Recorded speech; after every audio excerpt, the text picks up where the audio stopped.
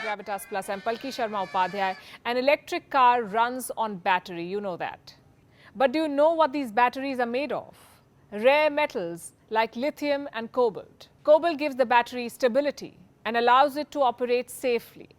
It's a bluish grey colored metal. It is found in the Earth's crust, or what we call crustal rocks. Cobalt has several uses, like in jet turbine generators, tool materials, pigments, and smartphone batteries. But its major use is in lithium-ion batteries. Half of the cobalt produced goes into electric cars. We're talking about 4 to 30 kilos of cobalt per battery. This metal is found all over the world, like in Australia, Canada, China, Cuba, South Africa, the United States, the Philippines. But 70% of the total supply comes from one country, Congo, the Democratic Republic of Congo. Let's zoom into this country. DR Congo is the second largest country in Africa. Its GDP is around $49 billion. Congo is synonymous with conflict, poverty, and corruption. Beneath the country's red earth is the world's largest deposit of cobalt. 92 million people live here. Some 2 million depend on cobalt production. They are called negociants. Cobalt mining in Congo is divided into two categories: industrial or large-scale mining and artisanal or small-scale mining. What's the difference between the two? Artisanal mines are unregulated. Labor laws do not apply here. Neither do safety protocols. These mines produce 20 to 30% of Congo's cobalt. Some 200,000 miners work in these mines. At least 40,000 of them are children, some as young as 6. These children flirt with death daily. They enter vertical tunnels. Most of them are too narrow for adults to enter. Inside, it's like a furnace. The children dig for cobalt under inhuman conditions. Sometimes they have shovels, but mostly they dig with their bare hands. They have no masks, no gloves, no work clothes, and sometimes just 20 minutes worth of oxygen. But these young children go on for hours. After digging, they crush the rocks. They wash them and carry their finds to the market to find a buyer. How much do these children make? Sometimes as little as $1. Cobalt is a multi-billion-dollar industry. It is estimated to be worth $13.63 billion by 2027. But this money never reaches the child who is spotting and extracting the metal. In poverty-stricken Congo, even $1 is worth risking one's life. Many die trying to make this money. ABC recently profiled a woman who lost her son to a mine-related accident. The boy was 13 years old. He told his mother he was going to the market to buy coal for her so that she could cook. Instead, the boy went to a cobalt mine to try and earn an extra buck for the house. The mine embankment collapsed. The 13-year-old never returned home. Between 2014 and 2015, at least 80 artisanal miners died in Congo. In 2019, an accident killed 43 miners. According to one estimate, 2,000 illegal miners die in Congo every year. Many suffer permanent lung damage, skin infection, and life-changing injuries. In 2019, some families from Congo filed a lawsuit. They named companies like Tesla, accused them of aiding and abetting in the death and injury of children.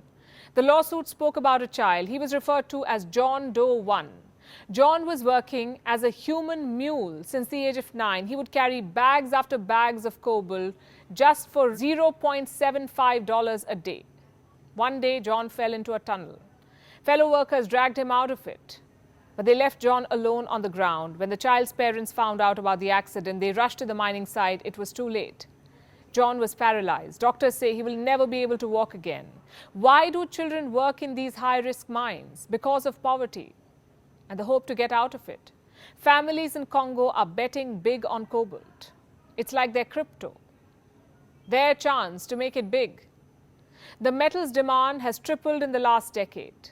It is expected to double again by 2035. The demand is being driven by electric vehicles. Today, there are more than 6.5 million EVs on the road. By 2040, that number will touch 66 million. So that's 66 million multiplied by 30 kilos of cobalt. Do the math. By 2050, the demand for cobalt production is expected to increase 585%. Congo's families want to ride this wave and tide over poverty. Sending their children to the mines is not a choice for them, but necessity. These children end up working as artisanal miners or informal workers. They're not employed by any company, but several companies line up to buy their finds. You see, it is cheaper to buy cobalt from a child than a regulated mine. And who understands business better than China? Most of these companies dealing in blood batteries are from China. It dominates the global supply chain of cobalt. China owns up to 50% of the metal's production. It controls around 80% of cobalt's refining. In the last 15 years, Chinese companies have bought out North American and European companies mining in Congo. Today, Chinese firms own 15 out of the 19 industrial mines in this country. In exchange for Congo's cobalt, China has promised the country billions in investment in the form of infrastructure, schools and roads. Now, Congo is another example of how stories featuring China never end well. Today, China is leaking blood cobalt into the supply chain of electric vehicles. Chinese companies are buying cobalt from children, encouraging them to participate in the trade of blood batteries. One of the largest cobalt processors in Congo is a company called CDM, or Congo Dongfang Mining. It is a subsidiary of Zhejiang Huayu Cobalt, a Chinese company, of course. Huayu supplies cobalt to electric car makers like Volkswagen. 40% of Huayu's cobalt comes from Congo. In 2016, the Chinese company was called out by an NGO. It was branded a benefactor of child labor. Huayu pledged to clean up its act. But did anything change on the ground? Reports raise serious doubts. This is one part of the story. There is blood in China's large-scale mines too. There, workers are abused, discriminated, beaten and made to work without contracts and sufficient ration. One worker told the media, and I'm quoting, "If a worker dies, the Chinese don't report it to the government. They bury the person, hiding the corpse, and bribe the family to keep quiet." That's your electric car killing people even before it hits the road. Did you sign up for this? The world's biggest car makers are complicit in these crimes. I'm talking about the likes of Tesla, Volvo, Renault, Mercedes-Benz, Volkswagen. They all source cobalt from Chinese mines in Congo. Sure, they claim to have a zero-tolerance policy when it comes to child labor, but they too know that there is no way to fully map their supply chains. Back in Congo, President Felix Tshisekedi has pledged to act. In 2019, he established a state-run company to focus on health and human rights. But that hardly helps when Congolese officials are accused of overseeing child labor. In 2020, Tesla announced it would start using cobalt-free lithium-ion batteries in its electric vehicles, but the company followed up the announcement with a deal with Glencore. It's a cobalt mining company, and this deal was for 6,000 tons of cobalt a year. 6,000 tons a year. Doesn't add up, does it? Much like the claim of electric cars being clean, these cars run on dirty energy, on blood batteries. And this is not climate solution. This is human rights abuse.